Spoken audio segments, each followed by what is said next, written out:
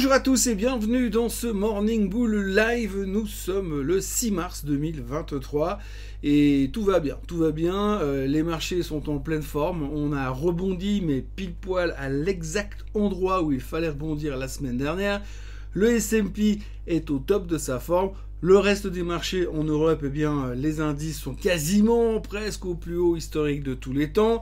On est emballé par les commentaires qui ont été faits en fin de semaine dernière, par les commentaires de la Fed, entre autres de Monsieur Bostich. On en a déjà parlé en fin de semaine, mais ce qu'il faut retenir surtout, c'est qu'effectivement, eh bien, tout est rassurant, tout est plutôt positif, et là on est vraiment passé du côté des Jedi, enfin du côté propre de la force. On a oublié l'étoile noire qui pourrait être symbolisée par l'inflation, inflation qui continue à être un gros problème et qui visiblement est pour l'instant, en tous les cas pour l'instant, mis clairement de côté. Et cette semaine a l'air de se présenter plutôt pas mal, même s'il y aura quand même beaucoup de choses à surveiller et beaucoup de choses qui pourraient changer la face du monde.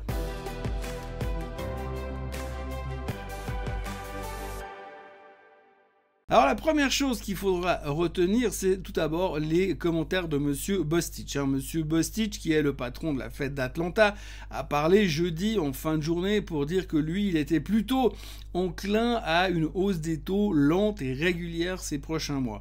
Alors ce qui est assez intéressant, c'est que nous, on a entendu lente et régulière, mais surtout avec des petites hausses. Lui, il parle de 0,25% par meeting de la Fed, ce qui est plutôt rassurant. On se dit, nous, on avait peur qu'ils attaquent directement avec un 0,5 au mois de mars, le 21 et le 22 mars. Et finalement, non, ce sera peut-être 0,25 en mars, 0,25 en mai, 0,25 en juin. Donc tout le monde se dit, c'est cool parce qu'ils vont monter les taux moins que prévu. Bon, il faut quand même pas oublier une chose, c'est que Monsieur Bostich n'a pas tous les pouvoirs, c'est pas lui qui décide tout ce qui se passe à la Fed, mais nous on a anticipé un peu comme ça. Ce qu'on n'a pas anticipé, c'est que pour l'instant il parle de hausse de taux lente et régulière à coût de 0,25%. Si vous prenez les 6 prochains meetings à coût de 0,25%, je vous laisse faire le calcul, mais ça fait quand même beaucoup à la fin, puisque ça fait quasiment un taux terminal à pas loin de 6%. On n'en est pas là, mais il n'a pas dit quand c'est qu'il voulait arrêter de monter les taux, puisqu'il faudra quand même contrôler ce qui va se passer au niveau de l'inflation. Donc ça a soulagé le marché parce que le marché continue à avoir cette capacité à voir uniquement ce qui l'intéresse. On se concentre vraiment sur les bonnes nouvelles, on oublie le reste. On l'a vu la semaine dernière, quand vous avez les chiffres de l'inflation qui vous montrent clairement que ça ne va pas dans la bonne direction, on s'en fiche, on continue à regarder les trucs qui nous intéressent. Alors pour l'instant, on est toujours dans ce côté extrêmement optimiste, et il faut le dire, la semaine dernière, on a fait exactement ce qu'il fallait faire. C'est impressionnant de regarder le graphique du S&P 500, cette capacité à avoir rebondi sur le croisement de la moyenne mobile des 50 jours, des 200 jours et du support de la tendance haussière. C'est presque un cas d'école, presque une évidence boursière.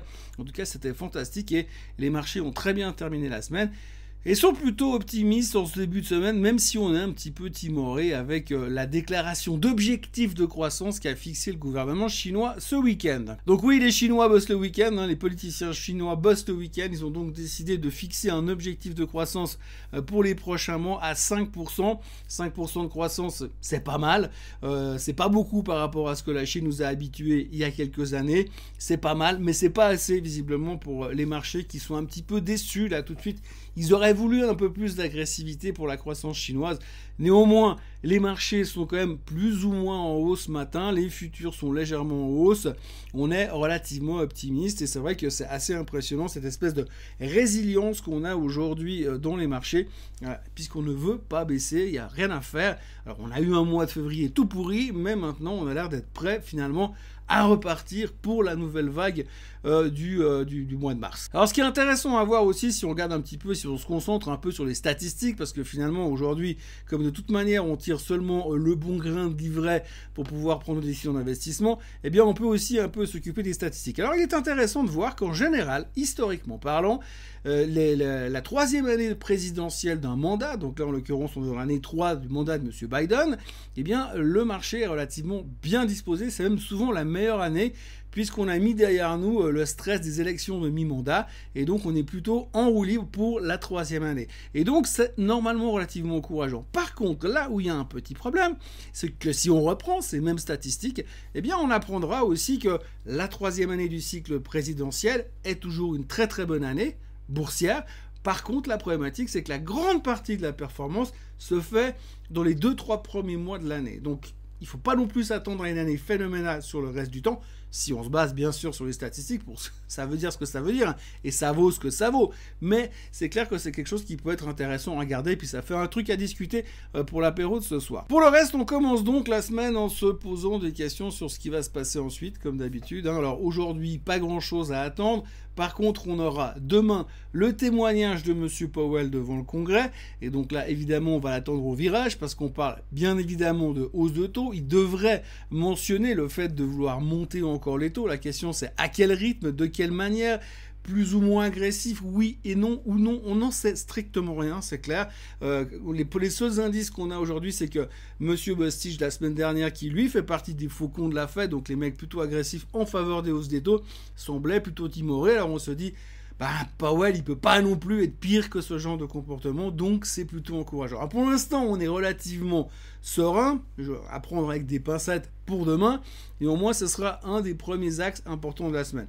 On aura la BCE qui publiera aussi sa décision sur les taux, elle devrait monter les taux de 0,5%, ça ce sera jeudi, et puis en fin de semaine on aura aussi un gros morceau qui s'appelle tout simplement les non-farm payroll, les chiffres de l'emploi américain. Alors les chiffres de l'emploi américain, on s'en souvient, hein, le mois dernier on s'est fait laminer par rapport aux attentes, on était complètement à côté, ils ont explosé les chiffres en termes de croissance de l'emploi, donc ce qui veut dire que l'économie va bien, et c'est ce qu'on retient aussi aujourd'hui, l'économie va quand même bien, mais pas assez bien pour faire monter plus l'inflation. C'est la grande question à laquelle on doit répondre ces derniers temps. Donc, la prochaine chose qu'on va regarder ce vendredi, c'est ce qu'ont fait les chiffres de l'emploi. Est-ce qu'ils ont continué à croître aussi massivement que le mois dernier? Là, en l'occurrence, on attend 225 000. Bon, on en reparlera d'ici la fin de la semaine, bien sûr, mais ce sera un point d'orgue extrêmement important, les chiffres de l'emploi qui sortiront vendredi. Donc, d'ici là, on va se poser beaucoup de questions, mais on a un axe quand même super bullish et super constructif avec une sérénité qui est assez impressionnante parce que, pour être franc, et je vous l'ai déjà dit la semaine dernière, je suis impressionné de voir cette capacité qu'a le marché de tenir le choc après ces mauvaises nouvelles sur l'inflation. C'est ce qu'on ne voulait pas voir au niveau de l'inflation, c'est ce qu'on a eu et finalement, on s'en fout parce qu'on est reparti sur un autre sujet. Donc on a cette capacité à faire de la micro-décision pratiquement en se disant je vais chercher le point positif dans toute cette meule de foie un peu pas tellement génial et je vais me baser là-dessus pour pouvoir investir et pour pouvoir y croire pour la suite. Donc on est vraiment dans un environnement assez spécifique, pour l'instant très optimiste, relativement bullish, relativement constructif. Je le dis et je le répète que la plupart des grands stratèges et des grands gourous américains sont hyper négatifs pour la suite des événements, mais nous aujourd'hui on s'en fiche et on continue notre bonhomme